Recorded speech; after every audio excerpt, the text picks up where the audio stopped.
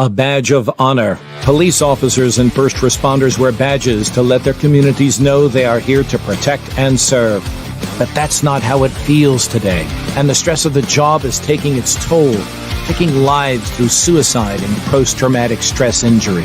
A Badge of Honor podcast features the cast of the same name, Sam Horwitz and John Salerno. Sam, John, and the team offer the first responders workshops through their critical incident stress management teams and mental health liaisons to offer state-certified T-COLE credit programs that save lives. It's time to smash through the stigma. It's time to heal from your injury, and it's time to back our blue. Welcome to A Badge of Honor podcast. Here are your hosts, Sam Horwitz and John Salerno.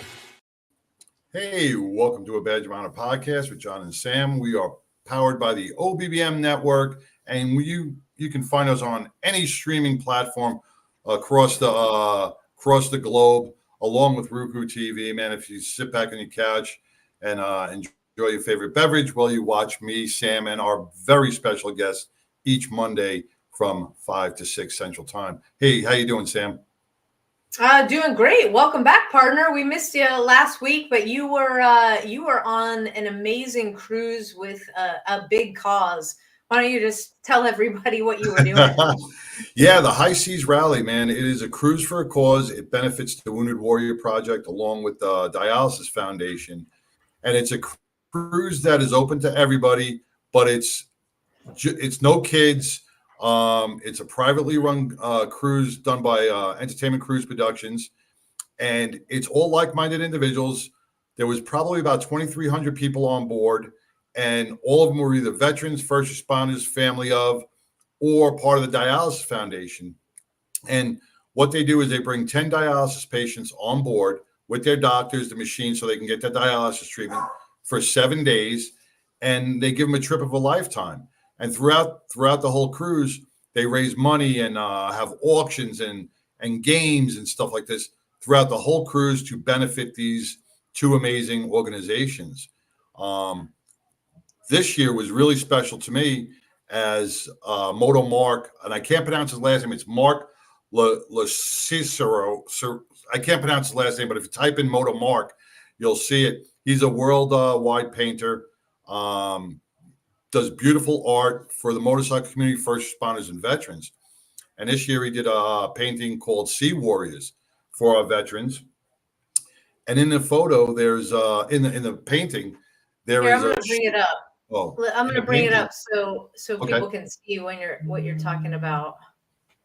So let's. It might look a little odd. There you but, go. No, that's all right. That's all right. All right. In that painting, right under the flag, is the USS New York, and that ship was built with metal from the 9/11 from the Twin Towers, and he wanted to bring a little bit of New York into the painting. So a couple of months ago, he contacted me and said, "Hey, listen, any way you can get any dust or metals or sand or anything?" So I gave him a piece of my bunker gear that still had the dust and metals and everything from 9/11. And he grinded some of my bottom of my bunker gear up, and he put it into the painting, into the paint. And then he outlined the framework with pieces of my bunker gear to bring in 9/11. It's a true expression of why we should never, ever forget our military or our first responders. And this piece auctioned off on the ship for about $15,000. And all the money went to the Wounded Warrior Project and the Dialysis Foundation to help out those organizations. And it is just a true remembrance of who our heroes and what they do each and every day, and our first responders and our military veterans. And it's a powerful, powerful painting. And the person who won it will hang it proudly in either his business or in his home. And he'll remember each and every day, never to forget those who have fallen or fought for us or continue to fight for us and our safety through our cities, states, and our country. Yeah, what a meaningful piece, and it's an original. It's not like he made a bunch of them. That's it. He made some prints. He makes that's the original, but he makes prints, so you can get that print Right. It's not But it $15,000. doesn't, right, it doesn't have the bunker gear and all Doesn't have the your, bunker. right, Correct. right. Wow. That is But it's awesome. so And all powerful. for a great cause. And I mean, it just so happens you were talking about your bunker gear. John was a firefighter, for those of you who maybe this is your first time watching the podcast, and on 9/11 was rappelling down into the rubble to try and save folks that were trapped. And it just so happens tonight that we have a special guest. He is a retired firefighter. And, when look at that painting, you can't help but, first of all, get a little emotional, but also, I don't know, there's a faith component to it. Yes. And when I first was reading about Jason, and how he really transformed himself through the pain and suffering, we're obviously gonna let him tell his story. But there was a pivotal moment in his career, and he knew he had to make a change. So without further ado, Jason Sautel, welcome to a Badge of Honor podcast. Hey guys, thanks for having me on. It's such an honor to be here with you too. The honors are same here. You're an author, you're a speaker, you have 3 books out. I will say that it's gripping, your website, to read about the incident that kind of made you stop. You're looking darkness in the face and you knew you had to make a change. Before we get to that point, just tell everybody watching and listening on their favorite podcast app, your background. Yeah, sure. I mean, I'll give a basic bio. But what I always tell people is, like everyone else, I went to elementary school, then I went to high school, and then my sophomore year, I was actually thrown out of high school and sent to a school for dropouts, and that school also threw me out. So you can kind of understand my teen years. I was that guy. I was that California skater guy. When you watch those old documentaries of jumping into backyards and skating those empty pools and doing thousands of dollars of damage, I'm him, you guys. That was me growing up. That was you. That was me. But it was because I grew up in a rough environment. My parents separated when I was young, and I know lots of kids grown up in that type of an environment, but mine was just really tough because my dad was raised by a very cold man, and my dad was very cold, and then going off to Vietnam and the demons that affected him, and then after my mom left, me staying back and him being a single dad trying his best to raise me, it was tough as a kid. And so at age 18 I became a firefighter. Shortly after that, I went to paramedic school and EMT school, and then I joined the Oakland Fire Department. So my career started in 1992 with the Riverside County Fire Department, and I stayed all the way through until 2019. After I was injured, I had to leave the fire department. So I had a kind of a cool, robust career from 1992 to 2019. And now, like you mentioned, I write books, I speak, and I talk about all things, fire department and EMS and first responder related to dealing with traumatic experiences and how to overcome them and how I overcame them. Yeah, Jason, Nice. like I said on the intro, there's a piece about your story on your website that talks about you responded to somebody on a bridge. Mm-hmm. Yeah, and that was a turning point for you. Yeah, it was, it was a turning point for the worse that actually got better over time, meaning that when I speak, obviously, I'm looking through a faith-based lens, but the darkness is the darkness, whether you're a Christian, a non-Christian, or whatever your faith is, the darkness and the pain that we can all go through, it's all the same, in my opinion. And I'd lived in that for a long time, and I was really hoping that becoming a firefighter would make me better, right? And think about this. I have all this childhood trauma, and then I joined a career, and especially working in West Oakland, which out here on the West Coast is a very busy, I know you're not supposed to use the terms ghetto or anything, but it was a ghetto fire department. Worked in West Oakland, blessed to serve amazing citizens. My firehouse was just a few doors down from where the Black Panther Party started. We had our share of all the drug issues, the amount of shootings that we just went to from drug related stuff, you guys understand. And So I thought that becoming a firefighter would make me better, helping people would make me better. But as we know, every scene we go to, even on our worst days, we leave the best part of us there. Even if the best part is being kind to someone or doing CPR or getting them to the hospital, yanking, grabbing them out of a fire, that's the best part of us. But the worst part of that scene, no matter how big or small it is, seems to attach itself to us. And I wasn't prepared for that. And so when I talk about PTSD, PTSI or anything, I actually shy away from those terms because, a lot of people say, Jason, it's not a disability or it's an injury. And what I try to say is, you guys, trauma causes pain and pain sucks. If we get caught up on what to name it, I truly believe that we're causing an issue there. Let's just deal with the problem. And so as I was absorbing all of that trauma and that pain, we went to a response because our engine and truck were first due to the Bay Bridge. And just to be clear, the Bay Bridge is not the Golden Gate Bridge, the big pretty one. It's the ghetto bridge between San Francisco and Oakland. It's the bridge you're told, as a tourist, it's the bridge you're told not to go over because you're going to land in Oakland. Okay, so that's the bridge you're on. And there was a jumper on that bridge. And I'm not going to downplay any suicide attempt or anything like that. But 99.9% of the time, we either got there after the fact, so there was nothing we could do, or if we got there beforehand, a cool voice, kind voice, being truthful and honest would bring them back over the rail. I'm going to be honest with you. We would always use the role of, hey, and I love, just so we're clear, love police, love my police officers, work hand in hand. But there's something cool about being a firefighter, being able to use the term, bro, I'm not a cop. I'm not going to cuff you. Just come back over and let's get you the help we need. And then once we get over the rail, turn the cops into human beings because then they get to actually see they're not authoritarians. They're cool guys and gals that were there to help them. So I always took that role. And I took that role on this gentleman. And I was talking to him and I thought any minute we're coming back over the rail. But then his head snapped up. And he looked at me and he said, I'm sorry. And he stepped back and he took the internal plunge and I just watched him drop to his death there. Oh my God. And I don't want to take anything from this man's death, first off. And when I talk evil, I want to be very clear that I'm not saying this man was evil, like a killer or a child molester or something like that. But there was an evilness that overtook him is what I say. And when I looked in his eyes, I could just see that emptiness that I saw in my eyes. But it was the moment that I recognized that guy who just jumped, I saw myself taking that same eternal plunge. And it was almost like the darkness and evilness that I've been dealing with ever since I was in kindergarten, my parents separating at the firehouse, it became real and it climbed on the engine with me and it rode back to the firehouse. It waited for me while I took a shower. It rode home with me. And instead of being alone and in pain, it was almost like it now said, all right, I'm your best friend and I'm going to be taking you down too.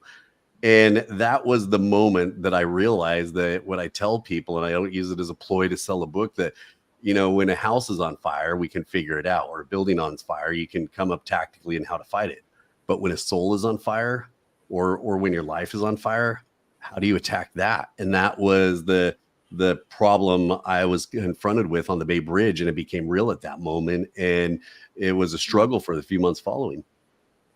Wow, that is a really powerful story. We've got to take our first break. When we come back, let's definitely expand on that. We'll be right back, everybody. It was a quote that has inspired me to start my business, to do something different, to be a radical, I guess, in the wireless industry. We started with trying to help customers with their cell phones first, find ways to reduce costs, try to make it easy for customers to get customer service, to solve customers' problems. And with that, all we ask is that they would just order through us to do an upgrade or new activation just as they would in a retail store. Why wouldn't you? Why wouldn't you want to go with a guy that's actually going to help you save money instead of going to a place that all you are to them is a ticket to their next commission? We're here to help. And Dave with Outer Bridge Industries, we are your bridge over troubled wireless. Hey, welcome back to a Badge of Honor podcast with John and Sam and our retired Oakland firefighter, James Sautel. No, you need new glasses, dude. Yeah. I know. Bro, I've been called so many names in my life. I'll take anything. The firefighter, dude. I'm so bad with last names. I'm so bad with first names. James. Jason, not James. Jason. Oh, Jason. I'm so Jesus. Yeah, I better clean it. I don't have my glasses on. Don't worry, Jim. It's okay. Sorry, Jason. I apologize. John, you're Jim now. Yeah. That's right, Jim. We're all good. Don't worry about it. So Yeah, and that's a total coincidence with the commercial we just ran. Since we were just talking about a bridge, thank you, Outer Bridge Industries, for that. But yeah, that was a total coincidence. Well, and after telling the story that it's good to come back in with a little bit of humor. We need that humor break too, Yeah, because we left with Soul on Fire. So yeah, the humor part is good. But John, you started to ask a question before we took a break. Before we left, you really hit on something that's pretty powerful that a lot of advocates for mental health and a lot of our first responders and our military don't even think about, with post-traumatic stress, PTSI and PTSD. Why label something? And I liked how you put that. And it's like, let's just treat the issue, because when me and Sam bring this up in our workshops, every issue is different. Everybody fights a different demon, and everybody battles different. We can't just put everything into the same bucket, because everybody is a little different, right? So I really love the way you placed that and put that. And it really brings a new perspective to mental health. And I like the way it's worded, John, you were in Oakland. Well, what I just want to add on that Oakland at time. Yeah, I love the way that people deal with it. But what I was going at kind of there, because, stop the stigma. I believe in that. But what my issue lies sometimes is when all we stick is on the mantra, stop the stigma, stop the stigma. Then it becomes, in my opinion, we're not doing anything with it. It's a mantra. Mantras don't do anything.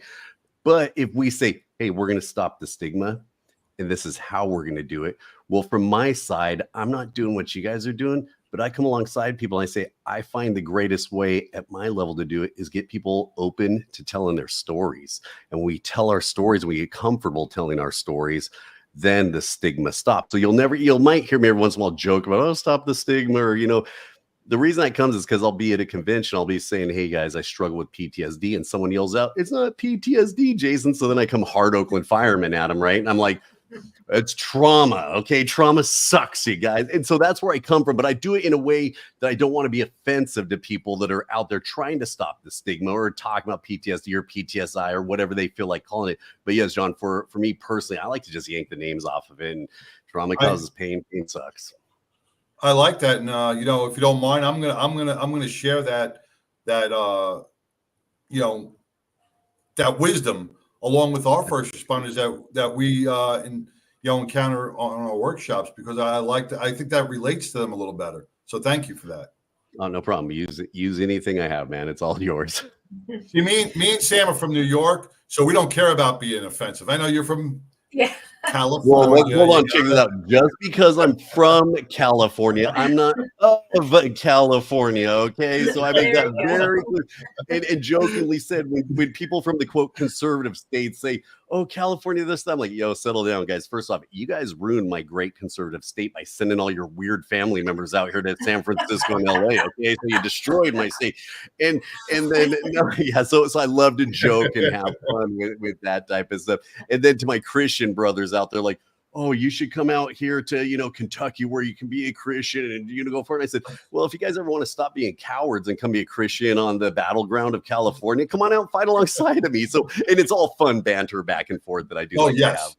Yeah. Absolutely. Another thing you brought up was that last story about the bridge jumper, right? Our first responders and our first responders, when they respond to a call, they don't know what they're going to. If it's going to be their last call, either mentally or physically or what. And that's what impacts a lot of people don't understand. We're not robots, And when you jump on that truck, that could be your last call. So your mental mindset, yes, it wants to be tactical in fighting the fire or doing something, but you still in the back of your mind have that feeling is this my last response? Right. That's heavy on a lot of first responders. Yeah, I agree. Well, we ended the last segment with Soul on Fire, and Jason, I've been on your Facebook, read a little bit about you, and faith is huge. When we come back, let's explore that a little bit more. Like, how did it start for you? Because that that was a pivotal moment when you're looking down and you're seeing yourself, and it came, when you say it came home with you. Right. I got chills right now because that is something we just here locally buried a very vivacious and popular first responder. Nobody knew that she was suffering. She hid it very, very well. And that friend, enemy, devil, whatever, the evil attached to her and followed her home. But let's expand on that when we come back from our next break. Stay tuned, everybody. Look, when you need to respond to an aggressive situation to protect yourself, your family, or your property, understanding your firearm and legal position are critical. Officers know your skills are only as good as your commitment to training. So know what you're doing. So when you're in a vulnerable situation, we can count on your response. Whether you're a beginner or a licensed gun carrier, Carry in Texas offers basic firearms training, Texas permitless carry courses, license to carry, and basic 2A courses so you can understand the responsibilities, situational awareness, and learn the technical skill required when you carry your firearm. Go to carryintexas.com to find the right course for you. Join me, former United States Secret Service agent Samantha Horwitz, on the range for beginner basics, LTC prep, and range practice. Go to carryintexas.com today. That's carryintexas.com. Hey, welcome back to A Badge of Honor with John and Sam and James, retired firefighter from. No, Jason. I know. It's comedy. It's humor. Gotcha. No. Okay. Yes, we have switched over. We are now a comedy-centered podcast where we test John to see if he can get our names right. It's funny he brought up humor, because that's what I did to really. I became a comedian because it helped me. I don't know, release a lot of that stuff inside me, and I find a lot of healing in humor. It gets the soul to laugh, instead of that, what you were talking about, the fire within. So I'm going to let you elaborate on that and how you changed your faith from that faithful day. Yeah.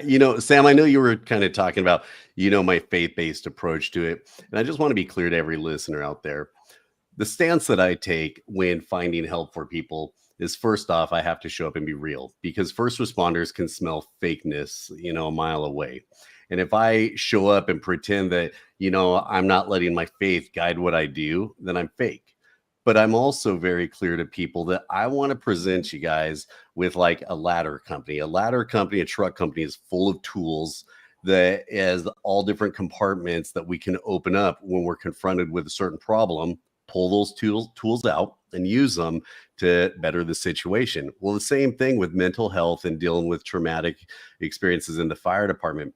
If I was to come up to someone who I know for a fact does not share the faith I do, and I say the only thing that's going to work for you is to go to a faith-based Christian program, I'm doing more damage to that person than I'm doing good. But hear me out.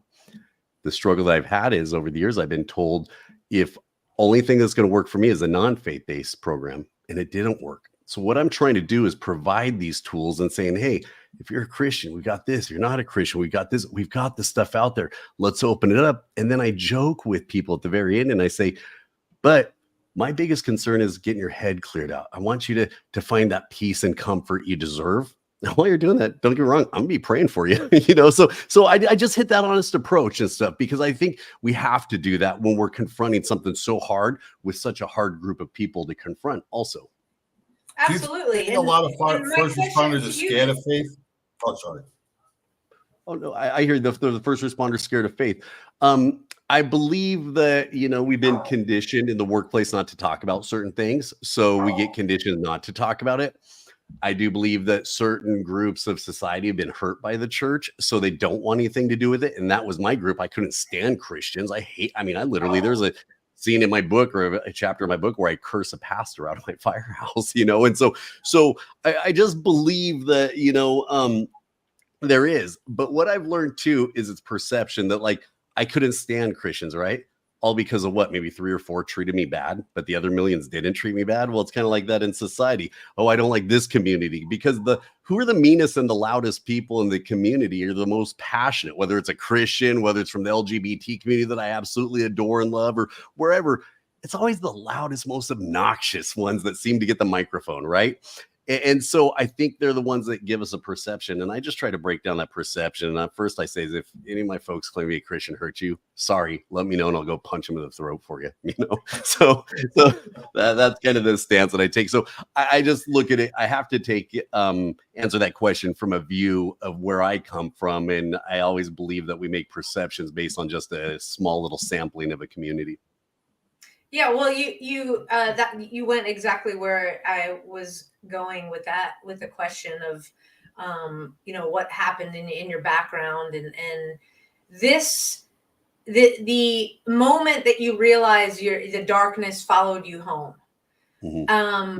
because you had the faith background, some bad, some good. Was that the point where you actively dove back in, or did you look for guidance? No, so I grew up hating Christians because the only time you heard the name Jesus Christ in my house was when someone hit their shin on the coffee table. I want to be very clear. It wasn't said in a hallowed way. It was said in a very corruptive type of way. I was taught basically growing up. So I grew up in a very poor house. Like I didn't even get my first bed until I bought it myself with my fire department check. I slept on the floor in a 2-bedroom, nasty, filthy apartment. I had no friends at school. I didn't have the same clothes everyone had. I had no friends. And so at this point of the jumper scene, basically everything I created in my life was a middle finger to my growing up. It was a middle finger to my dad, a middle finger to the darkness, as in it was a middle finger to the teachers that treated me awful, that if I asked a teacher for help, they would scream at me to go home and ask for help. If I asked my dad for help, I'd take a punch to the face. So I was caught in the middle. And so now here I am, that darkness is now manifesting itself again. And even at that point, we came back in the same little time frame there. We came back from a double fatal fire. And you know what? This fire was so rough was the mom and the daughter, I know for a fact, were alive when we pulled up on scene. But because of the barred gates, the dogs, the multiple different things we had to do to get to that fire, they died before we could make the grab. And as we come back to the firehouse, there was a beautiful chaplain, just a wonderful man there. And he asked me how I was. And all I wanted was a handful of Tylenol and a cup of coffee and to go take a shower to wash the stench of this fire off me. And I let that kind pastor know how I was in our firehouse. I told him to get his fake Bible, his fake Jesus, his fake everything out of my firehouse. And I just lit into him and I was cursing. And my captain even like, yo, my nickname at that point became the demon seed. I was the demon seed of the Oakland. Oh my gosh. Okay. That's harsh. Yeah, that's even in my book. And to this day, if you call the Oakland Fire Department and ask for the demon seed, they know exactly who you're talking about. So I was in a dark place and I wanted to find some hope and I couldn't find it. I could not find any hope. If I went on a date or had a relationship, the black hole inside of me would just eat it up and I'd destroy the relationship because of my past. If I bought a truck or a boat or a house, they would remain. But the happiness that they brought me would just be torn apart by the black hole inside of me, and things were getting worse and getting darker. And everything that people said, this world, and I'm talking from a Christian view now, looking back at it, everything this world said would make me feel better actually made me feel worse because it only gave me limited happiness and then it went away. So I was stuck with a recognition of I'm back to the darkness again. So during this time, I actually decided I was going to go to a church because I saw people coming out of a church down the street from my little house I lived in, and they had smiles on their faces and they looked like things were okay. So I wanted a piece of what they had. I wanted someone to hug me and basically tell me I was okay, but you don't ask a pack of firemen to do that for you, West Oakland Firehouse. So I put on my best pair of shorts, my best shirt. And, I'm a California surfer and I've been surfing Northern California and still do out there at Bodega Bay.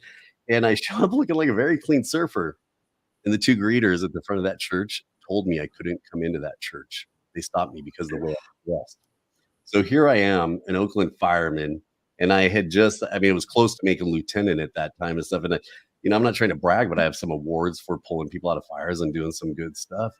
And what these guys tell me, once again, they turn me back into the little kid I was that got thrown out of school because I wasn't good enough. And at that moment, I was seeking the church to go find help, and they turned me away. And at that moment, I was overcome by total peace because the darkness, and again, not want to go fully religious on you guys, but looking back on it with my Christian view, is the devil basically was like, I have you. I don't need to spend any more time on you. And that's when I went home and I started penning my suicide note because I was just done. And I'm not saying I was in a peaceful place and I was happy about it, but it was like that done where I wasn't going to keep pushing through it's like being in a fire when you finally have to get out of the building because the fire's winning. And so you're not getting burnt. So you're in the street and you're at that done phase. It's a moment of like, okay, take a breather. I was at that moment where I was just going to take a breather. And the following morning, I was going to take my own life. Yeah, it was like all the signs you had, and it was like, all right, well, I got everything I need, so this is it. John and I both have been there. We get it. So many people, and I hope those that need to hear that are listening right now. We've got to take our next break, and we will come back with Jason. And I planted the seed. Get a Post-it note or whatever you need, partner, Jason. Yeah, just don't let Jim from New Jersey, invite me. But we'll be right back. Stay tuned, everybody. Leftovers again. It's time for something we haven't had in a long time. It's time for something right. It's time to make the right choice. OBBM Network TV is always the right choice. Choose right. Hey, welcome back. Sam's already smiling. Welcome back to the Badge of Honor podcast with John, Sam, and Jason. All right. All right. Before we left, Jason, you're talking about, we're talking about faith, and we're talking about you penning your suicide note. A lot of first responders have been there, but what got me was after that fire that you went to, did you have a chaplain in your firehouse? No, we being Oakland, it does have the part of Oakland I worked in West Oakland was actually called Brooklyn back in the day. So long story short, 400,000 people packed into a tiny little neighborhood between the hills and the bay. So you have churches on all the parishes, if you will. Like you walk to church, you didn't take a car to church. So local pastors would know when a fire was in the neighborhood. They were our pseudo chaplains, and they would come to the firehouse and lovingly just check on us. I mean, seriously, they had a key to the firehouse. They make us coffee, they were just good guys. But the reason I was so mean to him was because he showed goodness, and anything good I knew would be taken away from me. And I just didn't want to deal with it at that moment. No, I get that. And, I was just impressed that when you guys got back from that fatal fire, that there was someone there to say, how you doing? And I don't think we have that too much in our end on the East Coast or in the Midwest, where it's just go to the next job. They don't have that personal connection where if you need me, I'm here. Right. Just to lay a hand on your shoulder and say, I got you. And I thought I like that aspect of it.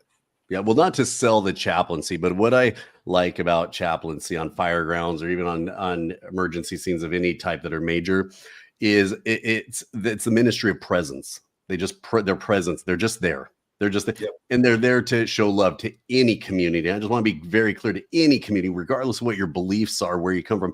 And it does make a difference. And believe it or not, that moment made a difference because to go back onto that story, after I cursed that guy out, I mean, my captain should have he could have written me up on that. But as walking away, my captain said, hey, Pastor, I'm sorry about Jason. He gave the whole thing. You love him on the fire ground, but he's going through some issues. And that pastor made sure I could hear it. And he kind of yelled it as I'm walking to the shower.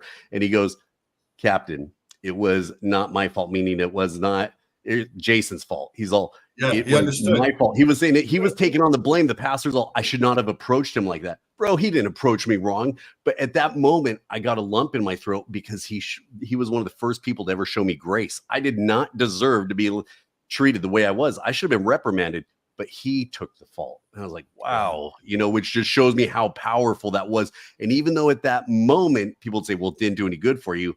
I'm sitting here on this podcast, and he's one of the reasons why, he was there. So, yeah.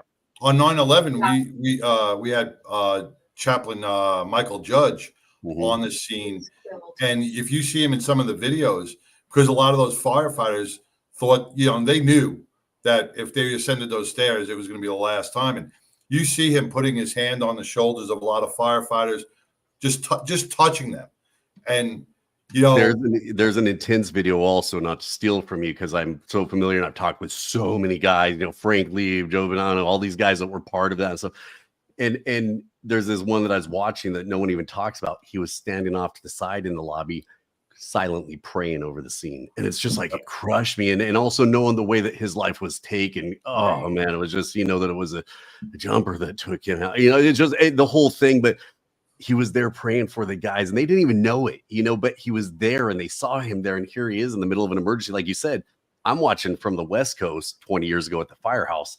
And I knew guys were going to die that day. Not that I'm prophetic or anything, but come on, that amount of jet fuel in a high rise. I didn't know what it was going to be that tragic, but you can't sit back and watch a scene as a fireman and not think that firemen are going to die that day, you know, and for him to be there. Yes, it was a huge thing, bro. So I appreciate you bringing that up.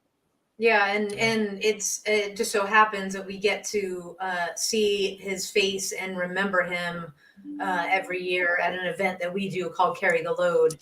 They have a storyboard in his honor. So my plug just gone, so. All right. John's fixing some tech stuff. No worries. So with that, you know, you write a lot. You're on, you have 3 books out. You're working on another one. Take us through, because it's really the Rescuer. I think it is. You got a lot of stories in there, and I think really as far as first responder reads, it definitely hits home. And then you've also got some devotionals out there as well. Yeah, you know, more than anything, and I thank you so much for talking about those. But you know, for this podcast and people listening, The Rescuer. So it's The Rescuer, and it's my memoir. It's one firefighter's story of courage, darkness, and the love that saved him and stuff. So I kind of, you know, not trying to shut you down or anything, but stay there, because I just know that's the book that can, you know, kind of affect people, because that's the stories. Because I don't want to leave people, also especially with me penning my suicide note, I don't want to leave people just there, you know, and what happened next. And that's in the book. But the brief version was, I went home and I was done. I was going to leave. And my biggest concern as a first responder was, when I took my life, I didn't want to become a bad memory for another first responder who's going to show up and see me. So I made it very clear that you were not going to find me. It was going to be a surfing thing where I was going to be at least 4 miles out in the ocean when my life ended and stuff. And so I'm writing that note. And as I'm writing that note, my phone rang and I didn't want to answer it, but I finally did. And it's a buddy of mine who's a San Francisco fireman. And he says, I'm coming over for pancakes. I'm like, I'm not getting pancakes. I'm going surfing. So he jokes because he's a total fitness San Francisco guru guy. And he's all, dude, before you go surfing, we'll go get your fatty pancakes so you have all your stuff. Go. And I told him no.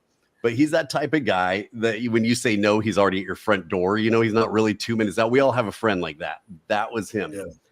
And as I'm walking out into my garage, and I have cinder blocks in my garage, I have my gun out there. I just have everything ready to go, my wetsuit and all that. I mean, it looks pretty suspicious too, because I have a gun in a Ziploc baggie, cinder blocks, rope, a surfboard. I mean, this guy, I'm either a mass murderer, I'm a psycho killer, or something bad. I try to hide all that. Well, he walks up, and like all first responders do, whether you're a cop or a firefighter or anything in between, he saw in my eyes that I wasn't okay because he assessed me. And he said, we're going to go have pancakes.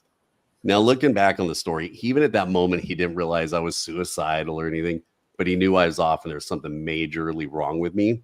And believe it or not, 22 years after the fact, that's when 99% of the people who read my story didn't realize I was suicidal at that time, because you mentioned that someone just took their life back there, a young lady or a female took her life. And as firefighters and cops and responders, we're so good at hiding it. Even after the fact, even after I got healthy, I never told the people my story because I wasn't in a safe place to tell it in its entirety, that I could help people.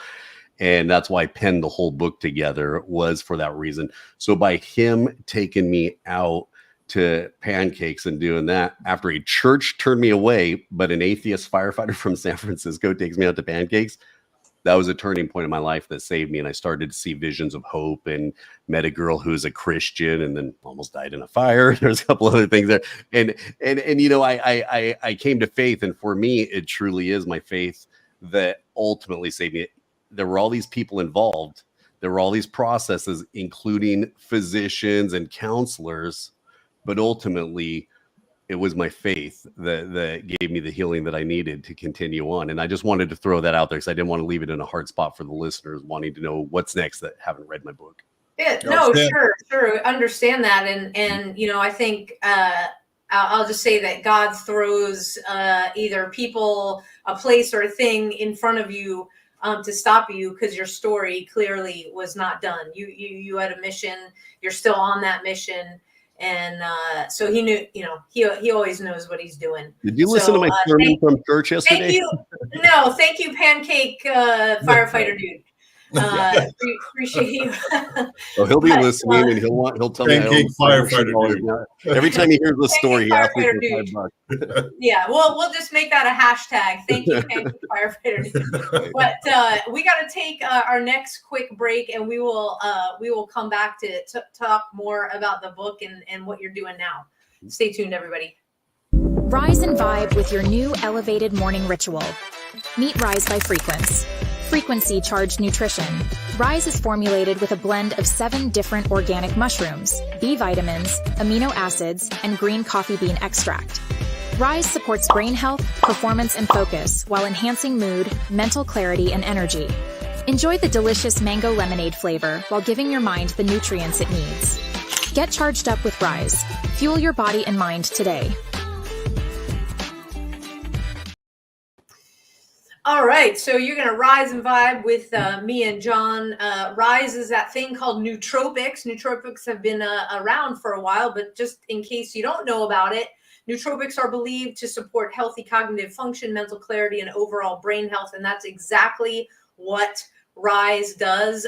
Take it every day along with Source, which is minerals that a healthy body needs. No sugar.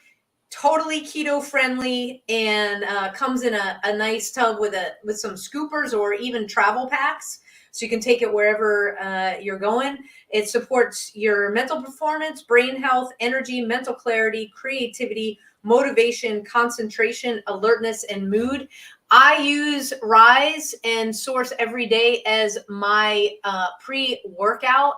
Not only does it give me the extra energy boost, but it gets me focused. I am on task, do my workout. I can do, actually, I've noticed more sets, heavier weights, getting stronger. And that's pretty cool because I'm not getting any younger. So getting stronger there. And it is delicious, just like it says in the commercial.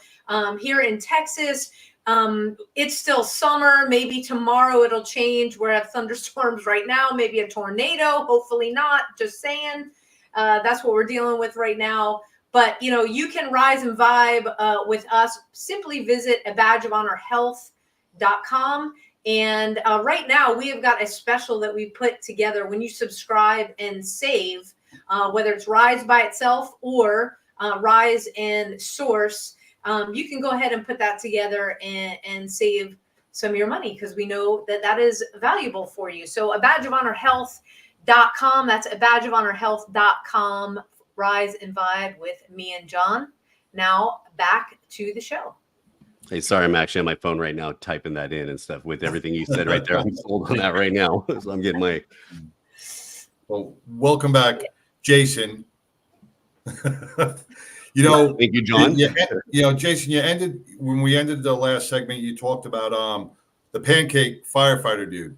And we all have that one story or that one, here's where you got to really believe in faith, because every, suicide attempt that has failed, or I don't want to say failed, but was not completed, has a story basically like yourselves, like even Sam, your dog jumped in your lap, and it brought something out of you. I passed out for some reason, for whatever it was.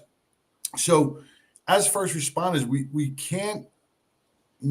have to recognize those signs, those little things from above. It's got to be faith saying, it's got to be God's hand or some sort of hand going, not your time. Mm-hmm. Your phone rang. And then you think about if you didn't answer that phone, make that conscious effort to answer that phone. you wouldn't be healing so many other people out there. You wouldn't be here sharing your story to help others. Same with Sam, same with so many others. And we need to reflect on that, because when you talk about faith, that's really what it's all about, man. It's that one specific sign that we cannot lose sight of. Mm. Yeah. Yeah, it's, and that's what I tell people is, first off, I never want to put guilt on people. I never want someone listening to say, oh, I should have taken that person out to pancakes, because Chris didn't know he should have taken pancakes. It's not like he showed up at my house because he had saw signs leading up to this. It was that quote miraculous intervention. But I'm a stickler in a very loving way that I do now put it on first responders, because I believe they need to hear this too, that we got to put it on ourselves to reach out to the help that we feel comfortable reaching out to. And I'm gonna be honest with you guys, I would never reach out to any brochure hanging on my wall in the Oakland Firehouse, because the Oakland Fire Department, I had to go through a bunch of psychological tests to get the job. I was scared I'd lose my job, just like the guys going through chemical issues. I praise God that I don't have struggled with drugs or alcohol, and that wasn't my thing. But obviously I struggled with my own issues that were, very bad too. But like, guys would never reach out for that help because you'd be put on a last chance clause. Well, okay, you're suffering with a medical condition of dealing with drugs and alcohol, and you only get one last chance to lose your job. I'm going to keep that hidden. So I love that there's places like what you guys are doing and other places that we can have brothers and sisters come alongside people and be a safe place to give them help. And when I talk safety, it's not that silly counselor safety talk. It's I'm a fireman that's been there right beside you, tough guy too, or tough girl. And I understand it. Hey, let's together hit the road and see what we can find to get you the help you truly need. And I know fire chiefs and police chiefs sometimes cringe when I say that, but guess what? I really don't care anymore, because what I care about is finding these folks the help they need. And what I've learned is these little cards that I had to hand out, like in my lieutenant's exam. Oh, so you're struggling? I've noticed there's a personality change. Here's our employee assistance program. They're going to offer you 2 free things, and then they're going to charge you $50,000 to send you off to this place. And I'm sorry, I know I'm being rough. It's 100% true. You are preaching truth. Right. Yeah, so from New York to California, EAP programs suck. Right. And so I'll throw this out there, that when I was writing my book, I'm not a writer, you guys. Like I said, I dropped out of high school in the 10th grade. I don't know the difference between a verb or a noun. When people were all going crazy about pronouns, didn't bother me because I don't even know what a pronoun is. So, so I'm writing this book and I'm ready to be done. And my beautiful wife, she is the reason I came to Christ. Because she's a Christian who just came into my life at the right moment, also, and helped find me the help that I need.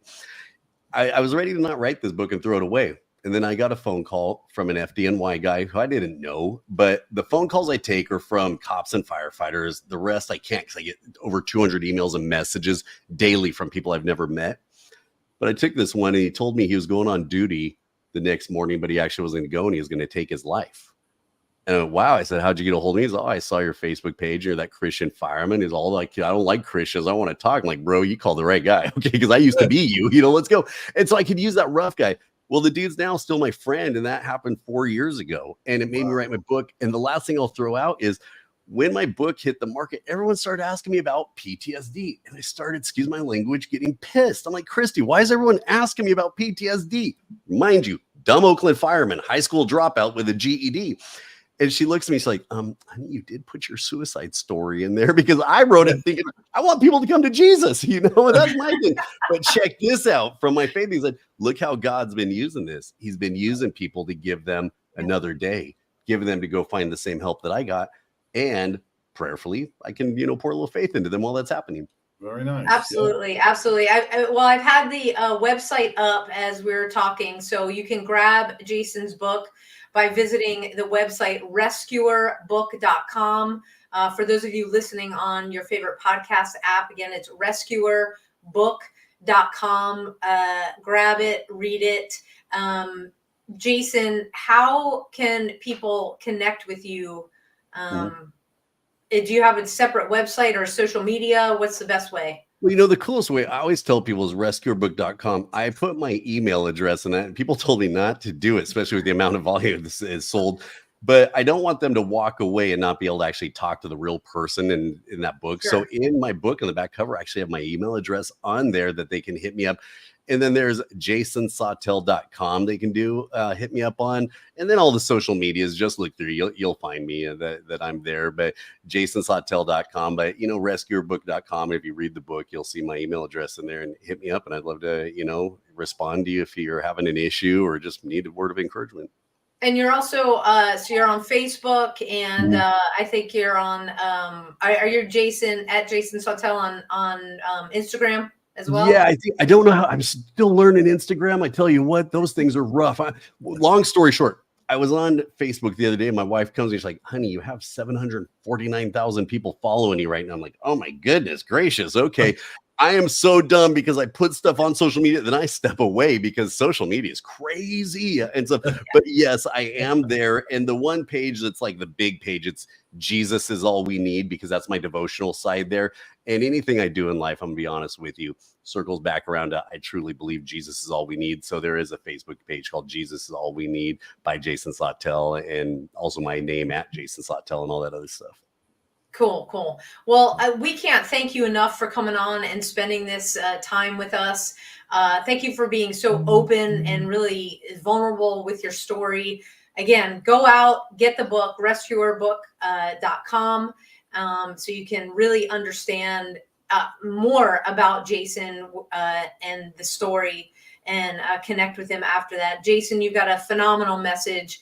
We thank you so much. Thank you for what you do for preaching the good word, and frankly for saving the lives of first responders that yes. reached out, because it takes all of us, and you're there, and we can't thank you enough.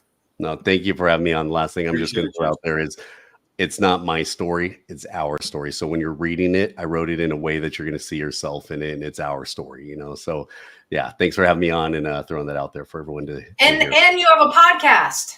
Right? Yeah, there's a podcast, Walking Through the Fire podcast, which I just branched away from all my media partners and all that. And I'm now doing my own thing because I just kind of wanted control over it. So it's called Walking Through the Fire podcast. And it's got a few episodes, but it exploded out. I mean, the last one's exploded, but this one even took off even more. So it's been totally cool to see how people are responding to it. Well, we will add that to the replay notes for sure. So Walking Through the Fire podcast. Awesome. Jason, thank you so much. Jason, thank you. Hey, say hello to James. Say hello to James for me. Oh, I will. You too, Jim. Make sure you say Jim out there in New Jersey hello for me. So there you go. These guys, have a good night. Take care. You can't take the comedy. I love it. Look, when you're talking this heavy of a topic, it's always great to get the comedy. So I appreciate you guys. Like John talked about before, this Friday, we have a workshop, and you can still sign up if you're a first responder. If you are within a 2-hour drive of the greater DFW area, badgeofhonor.org. It's right on the homepage. You can sign up right there. We got breakfast and lunch taking care of you. Also, for our law enforcement who attend, we got T-hole credits. So again, there are spaces left at badgeofhonor.org for that. It is day number 4 of 11 days of supporting our veterans with our partners at Heroes on the Water. And you can go to heroesonthewater.org to find out how you can support our veterans. Starting on Veterans Day, November 11th, and going through December 11th, you can join me, you can join us through Carry the Loads 100,000 meter challenge. No, I am not running 100,000 meters. It is a virtual group event for everybody who registers. And there are different, you can run, you can rock, you can row, you can bike, and you can find out more at 100kmc.com.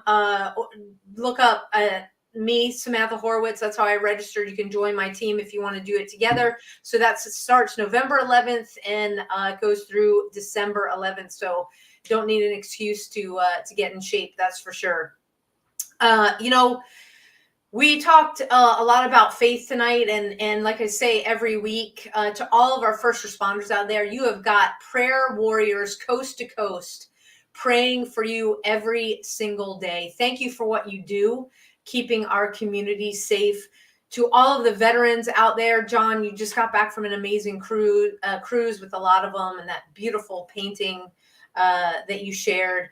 To all of our veterans, thank you for what you did, for fighting the good fight so that John and I can do a show like this every single week. And hopefully after tomorrow, we'll keep on being able to do a show like this every single week. And so thank you. And to our active duty personnel, and more I'm hearing from friends of friends, their loved ones have been activated, going over to the Middle East and other areas of the globe. Thank you for keeping us safe here, protecting our shores. We are praying for you as well. John, take us home. I'm going to end it with Jason or Jimmy or James, whatever his name is, with, listen, until next week, keep the faith. Peace. Take care, everybody. See you next week. A Badge of Honor podcast is produced for the OBBN Network podcast and protected under copyright law. For content permissions, please submit your request to abadgeofhonor.com on the content page. For OBBN Network programming information, please call 214-714-0495 today.